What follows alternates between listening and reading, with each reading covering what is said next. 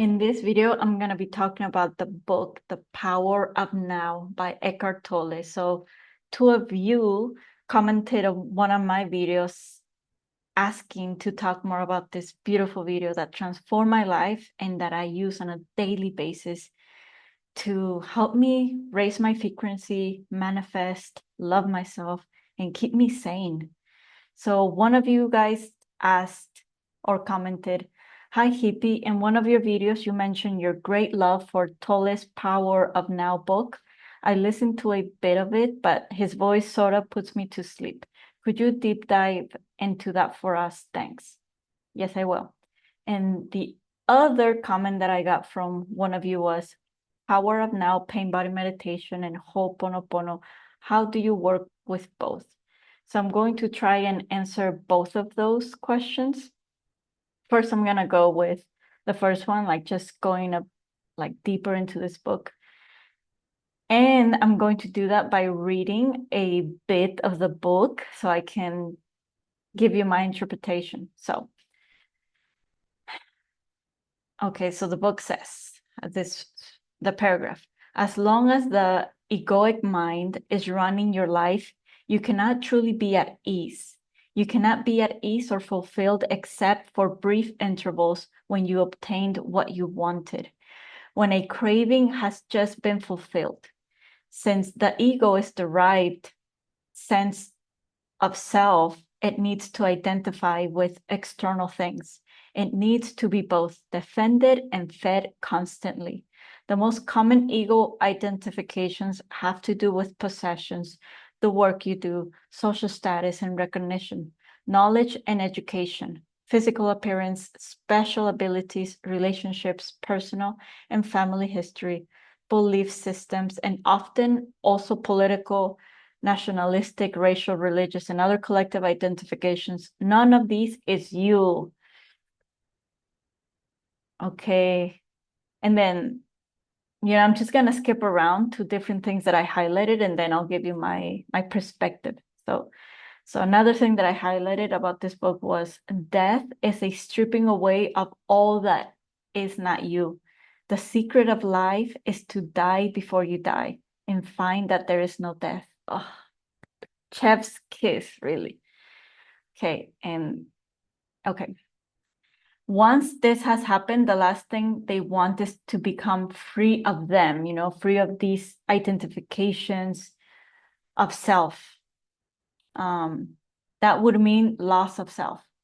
There can be a great deal of unconscious ego investment in pain and suffering. So once you recognize the root of unconsciousness as identification with the mind, which of course includes emotions, you step out of it. You become present.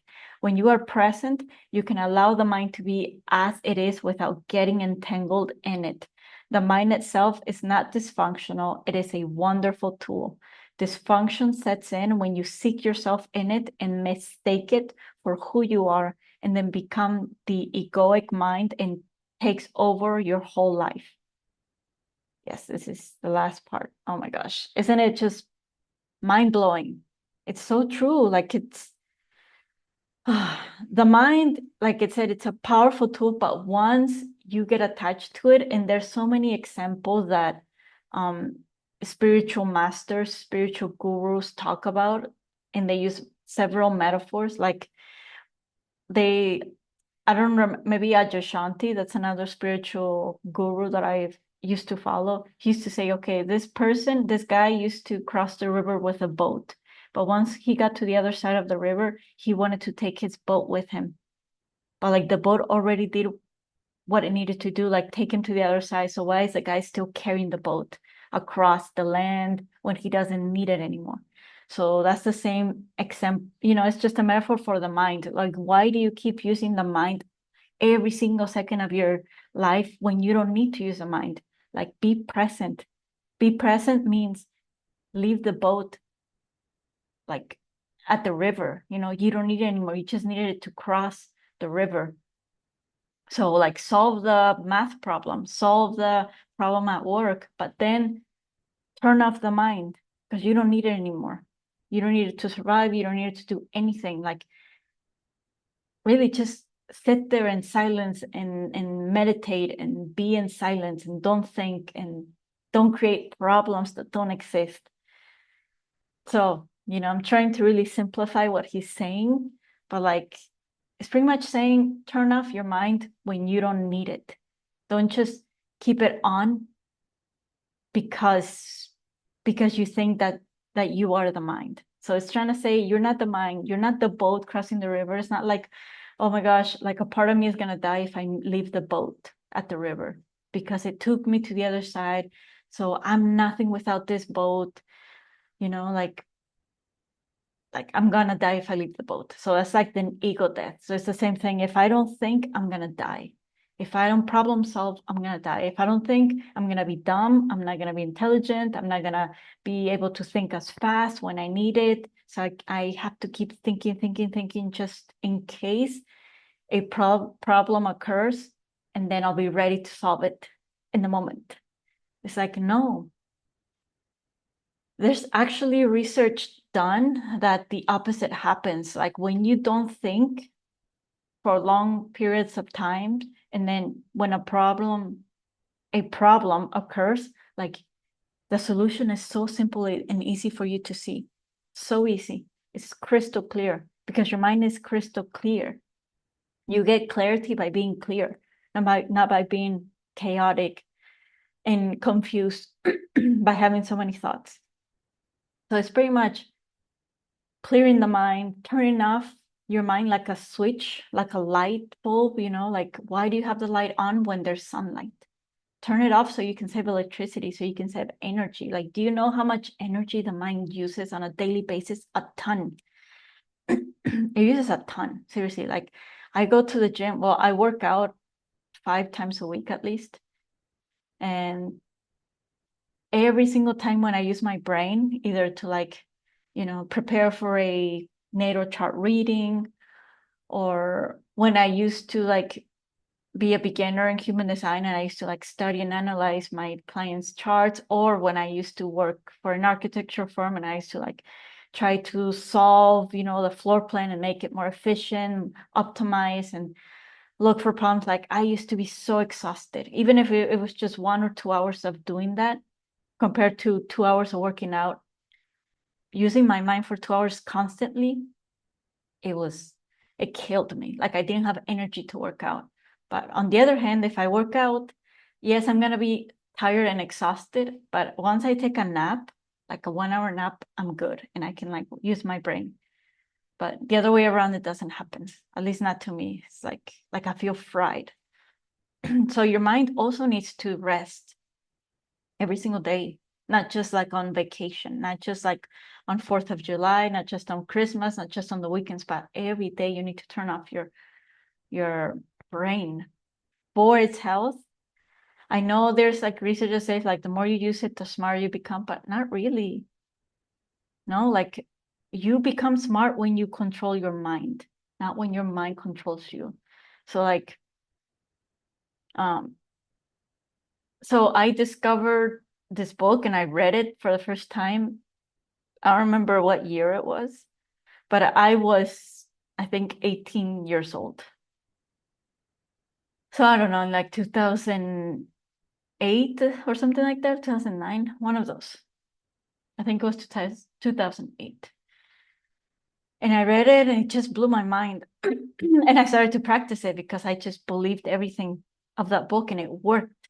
Like it really did work. But, I was super young. Like I was going to college and I had a boyfriend and I had many friends. Obviously, I couldn't just turn off my mind. But when I did, because I had a mental goal, in my late teens, I'm like, I want to be enlightened. I don't know if you guys know what enlightenment means, but it's like reaching the highest form of humanity. At least that's how I saw it, because I was following so many gurus. I was following Eckhart Tolle, Adyashanti, Osho, and others. I just don't remember their names, but like they were just the peace that they spoke with, in the intelligence and the wisdom. And I'm like, that's the highest form of a human. Like I want to be in line because they were in line. So Eckhart Tolle, like I feel like it it brought me, it created the foundation for me to live that path of enlightenment. Of course, I didn't reach it because if you have a goal of being enlightened, then you're going the opposite way. You're not supposed to have a goal. That's the mind wanting to have goals so you can identify as being enlightened. The goal of meditation and turning off the mind is so you don't have any identification with anything. And obviously, as a late teen and going to college to make my parents proud because they told me, like, anyway, that's another story, like why I went into architecture and all the pressure that I have from my family and sacrifices. Like, I was trying to save them. So meditation, the power of now, it's on the opposite side. It's like, don't do anything out of force. Don't do anything because you have to. Don't identify with what you're doing with your career, with your job, with your status to prove that you're someone and that you're something to anyone. So obviously when I was reading this, it was like a contradiction, with what I was doing, but I was having moments of stillness in my mind. I was having moments of like nothingness. They didn't last a long time. Like, they didn't last an hour, that's for sure. Like, they probably lasted like a few minutes throughout the day. I would have moments of stillness throughout the days because I was trying to practice it, because I was trying to be nothing. But I was studying, I was having classes, I was dating. Like, it was hard to just turn it off because I was in a whole new world. But I did enter that world and I knew how it felt, and it felt amazing to like be nothing, to be still. And obviously throughout the years, I read the book many times after that. So like now I'm reading it for the 5th time in my life. And it's like, it never gets old because we're always getting information, constant information from social media, mainly from social media, because I don't really socialize. I don't really have friends. I am dating a person, but like I live alone in my own house. I'm literally like in an isolated area. So there's like not a lot of buildings where I live. So it's really quiet and peaceful. Like, there's no sounds basically. So it's for my own health because I don't want any energy, any information in my brain. Like, really, like I really try to only acquire the things that I do want to manifest, and also for my personal health, like because I live in such a clean environment, like noise wise, visual wise, health wise, energy wise, and then I go out maybe to like see a parade. Like, I am so exhausted for like 2 days, like everything, like all my senses are super exhausted. Like, there's too much stimulation. Like, obviously I do use social media, I do use social media. I do watch Netflix once in a while because I do like certain shows, but that's it. Like, I'm not like going out to parties. I'm not listening to music, random music or random noise, or listening to people give me advice, or listening to people's problems. So yeah, and it's life-changing. Like, you choosing what goes in your brain and then having the control to turn it off, which is what I get to do here in my house. Like I have so many moments of like just doing nothing, being nothing, thinking of nothing. It's just like so peaceful. Heaven. It's truly heaven. So if you're like not close to being there and you're like, I can't stop thinking, I'm like always anxious, anxiety, I can't go to sleep thinking, I wake up with anxiety, then like the first things that I recommend is just throughout the day, listen to a guided meditation on stillness, and practice it for 5 minutes, for 10 minutes. Like, don't try to just go by a whole day without thinking, because you're not going to be able to do it. So try it for like 1 minute, like put a timer on and turn off your, okay, so, put your phone on silent so you don't get any notifications. Close your eyes, make sure there's not like weird noises or like distractions that are going to take you out of this stillness moment.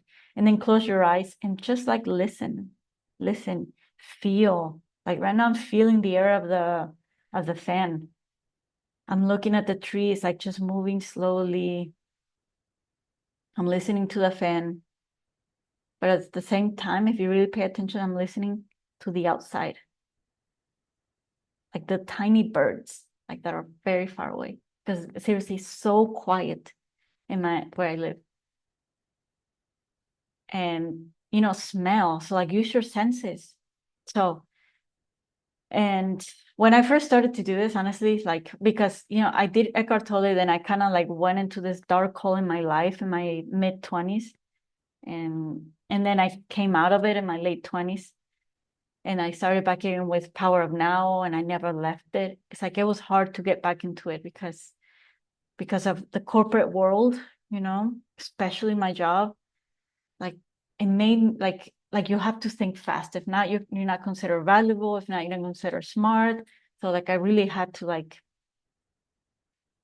disattach and disconnect from that toxic corporate life and world of like going fast and trying to get ahead and trying to achieve things and prove that I'm smart and prove that I know things. So yeah, like start with 1 minute, put a timer on your phone and really try to like not think and use your senses. And then try to do that like several times a day. Maybe today just do it once, and then tomorrow do it once, and do that for 1 week. And then the second week, try to do that 2 times a day. Slowly build it up. And that's going to create trust in your body that like, okay, I'm safe to not think. Nothing bad is gonna happen. Nothing happened, no wars, no chaos, nothing like just like my money didn't go away, my partner didn't leave me, I still have my job. It's like, like you can let go. Like this is really like the key, the essence of surrendering, living in the present moment, not thinking. Okay, so that's for the first question, the first person who commented. So the second person, which was Power of Now, pain body meditation, Ho'oponopono. How do you work with both? So pain body is the same thing, but like instead of listening to the outside, you're listening to your inside. So the key, the foundation of this is learning to live in the present moment, learning to turn off your mind, right? Learn to listen to the outside, like what's really on the outside, like the birds, fans, cars, silence. Can you really be comfortable with silence? And then go within, listen to what's going on inside of you. So that's the pain body. The pain body is trauma. It's telling you like I don't feel safe. Like please help me. It's screaming for your help, for your attention. So if you don't give it attention to your pain body, guess what? It's gonna get louder. What does that little kid do that wants your attention? It yells more and it cries more until you look at it and ask it, what do you need? Then the kid stops crying. So that's the pain body. Like you have to look at those ugly, dark, scary sides of you, those painful sides of you. That's why it's called a pain body, because it's painful to look at it. It's painful to feel it. But once you do, you set it free, really. Like you heal through pain body, through practicing pain body meditation or pain body exercises, which is meditation, but like feeling and looking within. And how does it relate to Ho'oponopono? Well, it's the same thing. Like this, the Ho'oponopono it's also another version of pain body, because Ho'oponopono is focusing on the things that you don't like about your life, but in reality you don't like them because you react negatively because there's a pain that's coming out of you. Like you hate your job, your partner, or a person, or something always triggers something in you. Money, right?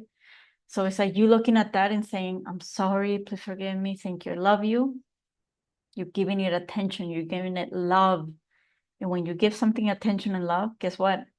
It dissolves, because it doesn't need to be there anymore. Like you already gave it what it needed. And sometimes some pain bodies need more attention and more love than other pain bodies. So just so you know, like it's not like you just do it once and it dissipates. Like sometimes you just gotta do it for a whole week or a whole month or just one day or 1 hour. It all depends, right? For how long you've been carrying that pain body, for how long maybe it's ancestral, maybe like your mom, your great grandmother was also carrying the same pain body. So this is a lifestyle. This is not like, it's like self-love. It's a lifestyle. It's not just like, oh, I'm just going to go to the gym 1 month, lose weight, and then never go back. No, it's like if you want to keep the weight off and be fit, you got to always be going to the gym. The same with self-love, Ho'oponopono, pain body. Like if you really want to live a peaceful, free life of here and here, which means like stop overreacting, stop being hurtful, stop being triggered by everything and anything, then you need to keep practicing this lifestyle, Ho'oponopono lifestyle. I like the Ho'oponopono because I like talking to my pain body. In a typical pain body meditation, you don't speak. You just like sit there, lotus position, or sit on a chair, and you just breathe and you just watch it and you feel it. And I've done that. I've tried that obviously, but for me it's way easier to do Ho'oponopono and talk with it. I need to talk because just sitting there is too much. I don't know. It's like having like a stressful, when you're getting like a shot or something or whatever, a tattoo, you need to like grab to something to like deal with the pain. So for me, Ho'oponopono helps me deal with the pain. So let me know what you thought about this. Thank you so much for asking these questions. Like I love talking about, sorry guys. I love talking about Ho'oponopono, the power of now, self-love, manifestation, dream life. Sorry. I really want to cough, but I'm trying to finish this video. Okay, guys. Well, at least I swallowed my own saliva at the end of the video, not in the middle, because now I can't talk. Okay, now I feel better.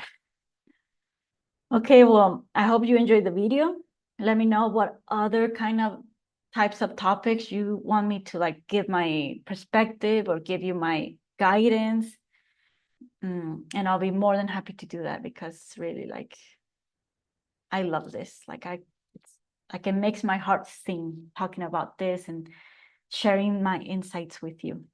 Okay, well, have a beautiful rest of your weekend and I'll see you in the next video. Bye, everyone.